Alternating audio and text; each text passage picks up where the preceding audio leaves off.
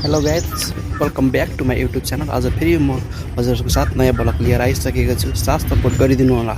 र आज म चाहिँ कहाँ जाँदैछु भनेपछि तपाईँ हेर्न सक्नुहुनेछ यो तिलोत्तमा पार्कमा अहिले घाम त बेसै लागिराखेको छ। मेरो छोरा पनि यही छ, उनीहरूले टिकटक बनाइराखेको छ, हेर्न सक्नुहुन्छ टिकटक बनाउँदैछन्। कति राम्रो यहाँको ठाम एरिया बनाइरहेको छ। तपाईँहरू पनि यहाँ घुम्न आउनु सक्नुहुनेछ। हामी चाहिँ आज साउनको 1 गते चाहिँ यो तिलोत्तमा पार्कमा घुम्न आएको छौँ र यहाँको भिडियोहरू बनाइरहेको छौँ।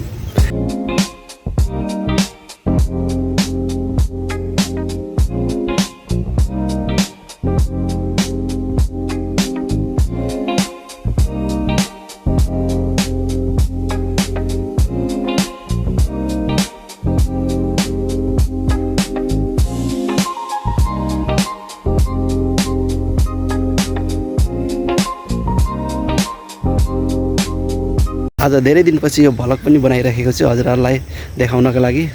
साथ सपोर्ट पनि गरिदिनु होला। हेर्न सक्नुहुनेछ यस्तो बनाइएको छ यताबाट। यो शिवजीको भगवान यता उता छ।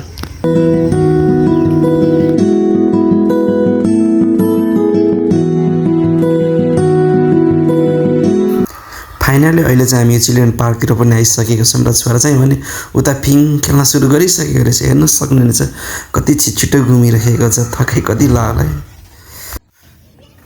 गाइस, तपाईँहरू पनि यो तिलोत्तमा पार्कमा आएर खेल्न सक्नुहुनेछ, भिजिट गर्न सक्नुहुनेछ, आफ्नो बच्चाहरू लिएर झलुङ्गे पिङहरू खेल्न सक्नुहुनेछ। यहाँ विभिन्न किसिमका चर्पे पिङहरू, झलुङ्गे पिङहरू राखिएको रहेछ र तपाईँहरू पनि आएर अवलोकन गर्न सक्नुहुनेछ। यहाँको चिसो वातावरणमा चिसो हावा खाँदै रमाउन सक्नुहुनेछ आफ्नो फ्यामिलीसँगै। र तपाईँहरू यहाँ ड्राई पिकनिक पनि आउन सक्नुहुनेछ।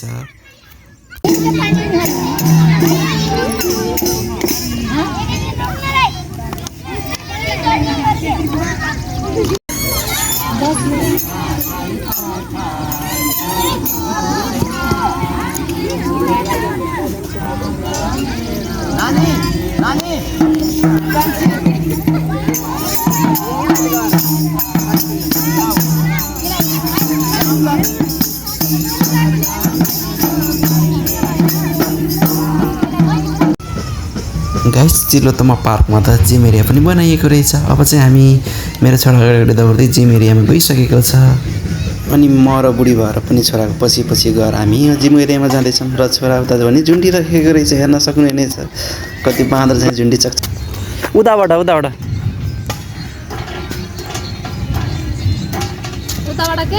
उताबाट गर। अब चाहिँ मेरो छोरा विप्लव चाहिँ यहाँबाट जिम गर्न गइरहेको छ, आर्मी ट्रेनिङ गर्न गइरहेको छ। ल धन्नै लोटेको,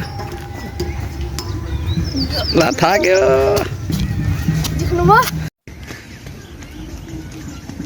तिलोत्तमा पार्कमा यहाँ जिम पनि राखिएको रहेछ। सबैजना आएर यहाँ जिम गर्दो रहेछन्। कति त यहाँ फुटिसकेको पनि छ, यसलाई फेरि निर्माण गर्नुपर्छ। ल साइड हेर्न सक्नुहुनेछ केटाकेटीले जिम गरिरहेको छन् सबैजना। यहाँ यो तिलोत्तमा ब्याडमिन्टन क्लब हो। यहाँ हजुरहरू ब्याडमिन्टनहरू खेल्न सक्नुहुनेछ। यता आएर चाहिँ जिमहरू पनि गर्न सक्नुहुनेछ। उता चाहिँ सबै तिलोत्तमा पार्क एरिया सबै एरियाहरू छन्, त्यहाँ केटाकेटी खेल्ने पिङहरू सबै छन्। तपाईँहरू यहाँ आएर खेल्न सक्नुहुनेछ। अब चाहिँ हामी यहाँबाट फर्किने अवस्थामा छौँ, धेरै बेर भइसक्यो। त्यसैले अब चाहिँ हामी यहाँबाट फर्केर घर जानेछौँ। र हजुरहरूलाई यस्तै भिडियो हेर्न चाहनुहुन्छ भने अर्को भिडियो